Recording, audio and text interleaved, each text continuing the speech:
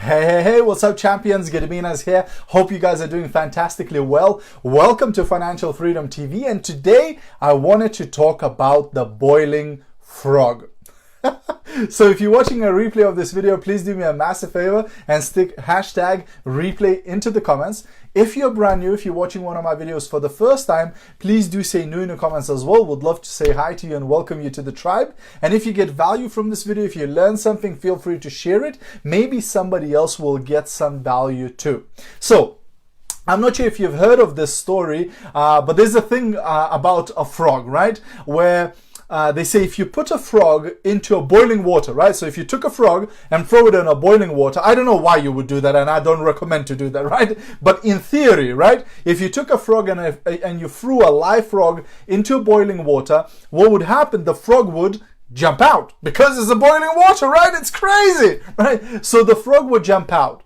However, if you put a frog in a pot of cold water and you start heating it up on the heat, until it gets hotter and hotter and hotter and hotter and hotter, and eventually it starts boiling, you will boil this frog alive and it will not jump out of the pot.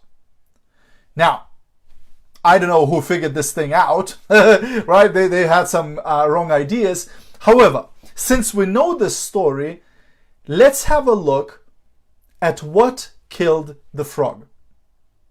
You see, in the first instance, if you throw the frog in a boiling water, it takes a decision to jump out right away, right? Because it's boiling, it's going to kill me, right? So it jumps out. But in the second instance, you put a frog in a cold water and you warm it up gradually, the frog is unable to make a decision to jump out. Therefore, it dies in the boiling water. So number one problem in this scenario is inability to make a decision. The second problem is that the frog, in the first instance, is painful, it's uncomfortable, so it jumps out.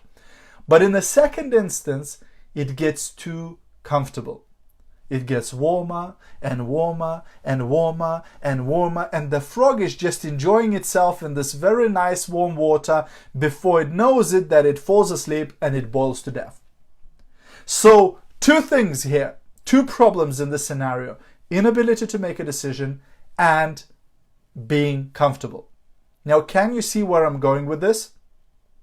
Most people don't achieve success in their lives, don't use the opportunities in their lives, don't become wealthy, live the life of their dreams, drive the dream car and live in the dream house and all of that because of the same two reasons.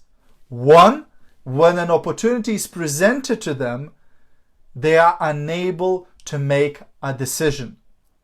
They can't decide, what if it doesn't work out? But what if it does? What if I become unsuccessful? But what if I do? And they can't make their own mind up. They don't make a decision and the opportunity goes away. You know, opportunities, they say, like a train. It comes and goes, and some people get on the train, some people just watch as the trains go by, right? So one thing that stops people is an inability to make a decision.